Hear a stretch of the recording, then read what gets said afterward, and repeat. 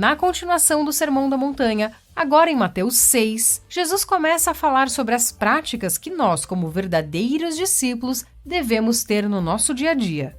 Nos versículos de 1 a 4, Jesus ensina a ajudar os necessitados em segredo. O judaísmo, assim como Jesus, ensinava que as boas obras deveriam ser feitas sem esperar uma recompensa em troca, mas não deixava de prometê-las. Jesus promete a recompensa do céu, mas nos incentiva a não fazer com essa motivação. Naquela época, os gregos e os romanos não tinham interesse na caridade pessoal. O que garantia a popularidade eram as contribuições para os projetos públicos ou grandes. Jesus não aprova a ajuda em busca de aprovação das pessoas, popularidade, status ou algum benefício. Quando você for ajudar alguém, não é proibido comentar ou algo assim, mas você não precisa fazer alarde, não precisa ajudar para que as pessoas te aplaudam e vejam como você é espiritual. Não busque glória diante das pessoas. Sempre que você quiser fazer qualquer coisa boa, analise o seu coração. O amor tem sido a sua motivação?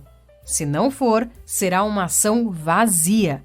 Aqui no canal tem uma reflexão bíblica sobre o caminho mais excelente, que eu falo um pouco mais sobre isso. A mesma coisa se aplica para a oração. Jesus também nos incentiva a não buscar parecer espiritual diante das pessoas. O problema não é você orar em público. Muitas vezes, em nossas reuniões e cultos, precisamos orar em voz alta e na frente das pessoas. O problema é a motivação que se concentra nos outros e não em Deus. Jesus também ensina que a nossa oração não deve ser meras repetições sem vida. Oração é intimidade com Deus. Ainda que você, por algumas vezes, ore alguns tópicos repetidamente até que aquilo aconteça, não deve ser feita como um mantra. Oração é relacionamento. Aqui no canal tem uma playlist de estudos bíblicos sobre oração. Confira lá.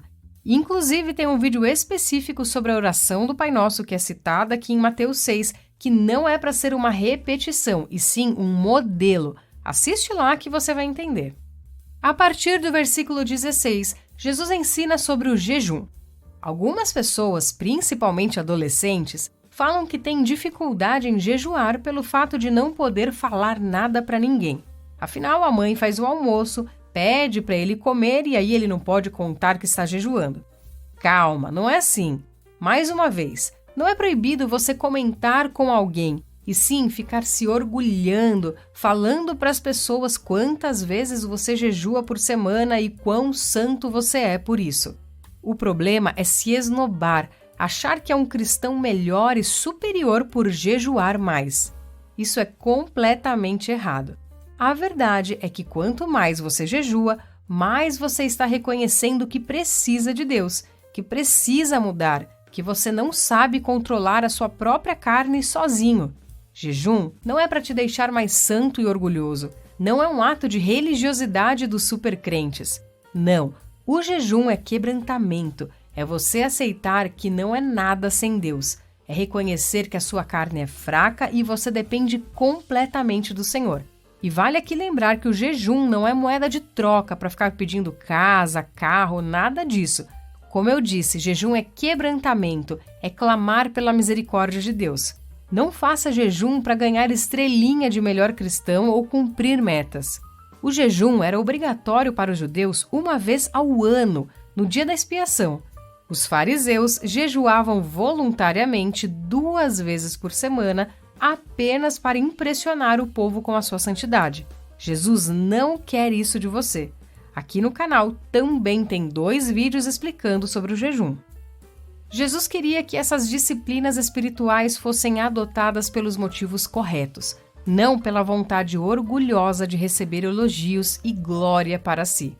Então, cuidado, devemos fazer boas ações sim, devemos orar e jejuar sim. São práticas que nos fazem mais íntimos do Pai e nos transformam em pessoas mais humildes, gratas, aprendemos a autodisciplina e nos fazem ver que podemos viver com muito menos e apreciar as dádivas de Deus. O segredo está na motivação. O amor deve ser o que motiva o seu coração. Amor por Deus, amor pelo próximo. Busque em Jesus esse amor. pois sozinho você nunca vai conseguir. Nós somos orgulhosos por natureza, mas Jesus pode nos transformar quando decidimos viver nele. Somente em Jesus poderemos amar. Aceite que a sua natureza é pecaminosa, e justamente por isso que você precisa orar e jejuar, e não por ser perfeito. As práticas espirituais existem justamente para nos mostrar o quanto realmente precisamos de Jesus.